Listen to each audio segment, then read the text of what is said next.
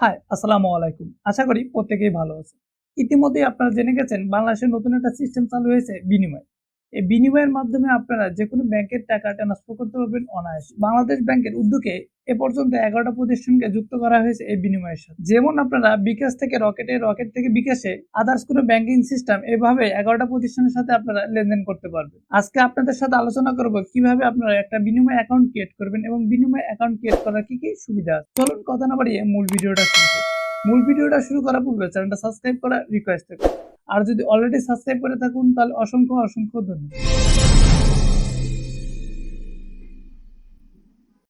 ওকে, আমি চলে যাচ্ছি আমার মোবাইলের স্ক্রিনে আসার পরে আপনি রকেট অ্যাপসটা বা বিকাশ অ্যাপসটা ওপেন করে নেবেন। আমার এখানে যেহেতু রকেট অ্যাকাউন্ট ক্রিয়েট করা আছে, আজকে আপনাদের সাথে রকেট দিয়ে কিভাবে বিনিময় অ্যাকাউন্ট ক্রিয়েট করবেন এটাই দেখিয়ে দেবো। ওকে, আমি রকেট অ্যাপটা ওপেন করে নিচ্ছি। ওপেন করার পরে আপনার রকেটের যে পিন নাম্বার, অর্থাৎ আপনার রকেট অ্যাকাউন্টে যে পিন নাম্বারটা আছে সেই পিন নাম্বার দিয়ে রকেট অ্যাকাউন্টটা ওপেন করে নেবেন। ওপেন করার পরে পাশে দেখতে পাচ্ছেন বিনিময় অ্যাকাউন্টের উপর ক্লিক করার সাথে সাথে কিন্তু আমাদের এরকম একটা ইন্টারফেস নিয়ে এসেছে। এই ইন্টারফেস অলরেডি কিন্তু আপনার অ্যাকাউন্টের সকল ডাটা কিন্তু এখানে দেওয়া আছে।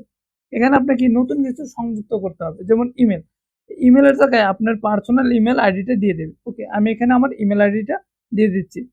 ইমেল আইডিতে দিয়ে দেওয়ার পরে নিচে দেখতে পাচ্ছেন বিআইডি, অর্থাৎ এখানে আপনাকে ভার্চুয়াল একটা আইডি দিতে হবে। এই আইডির মাধ্যমে আপনি টাকা ট্রান্সফার করতে পারবেন। এমন কোনো আইডি দিবেন না যে আইডি আপনি কখনো মনে রাখতে না পারেন। এটা মাথায় রাখবেন, এই ভার্চুয়াল আইডির মাধ্যমে আপনার টাকা ট্রান্সফার করা হবে। ওকে, আমি এখানে একটা ভার্চুয়াল আইডি বসিয়ে দিচ্ছি। ভার্চুয়াল আইডি বসে দেওয়ার পরে এবং নিচের দিকে দেখতে পাচ্ছেন 3টা ইয়েস অর নো অপশন আছে। সবগুলো ইয়েস টিকমার্ক দিয়ে সাবমিটের উপর ক্লিক করে দিন। সাবমিটের উপর ক্লিক করে দেওয়ার সাথে সাথে কিন্তু আমাদের এরকম একটা ইন্টারফেস নিয়ে এসেছে। অর্থাৎ এখানে আপনাকে একটা পিন নাম্বার দিতে হবে। এখানে আপনার বিকাশ বা রকেটের কোনো পিন নাম্বার দিতে হবে না, একটা নতুন করে পিন নাম্বার দিতে হবে। ওকে, আমি একটা পিন নাম্বার বসিয়ে দিচ্ছি। এখানে আমি 4 ডিজিটের পিন নাম্বার ব্যবহার করেছি, কিন্তু এখানে 4 ডিজিটের পিন নাম্বার আমাদের নিচ্ছে না। অর্থাৎ রকেটে আমরা 4 ডিজিটের পিন নাম্বার ব্যবহার করে থাকি, কিন্তু এই বিনিময়ে মিনিমাম 6 ডিজিটের পিন নাম্বার দিতে হবে। ওকে, আমি আবারও চেষ্টা করছি।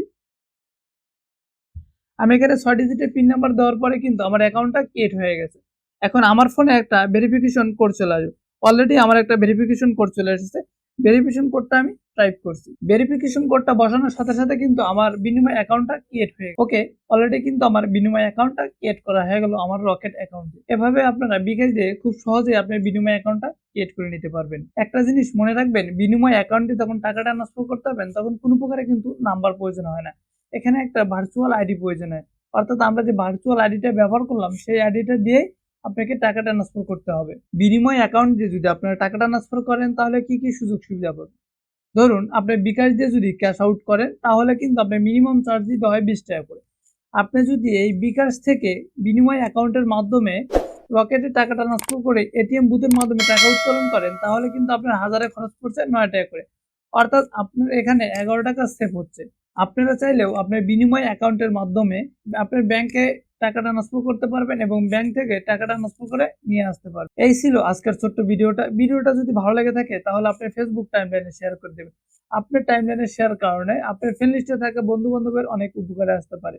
এরকম নিত্য নতুন ভিডিও পেতে চ্যানেলটা সাবস্ক্রাইব করে বেল আইকনটা অন করে দিন। এ পর্যন্ত ভালো থাকবেন, সুস্থ থাকবেন, দেখা হবে নতুন কোনো ভিডিওতে।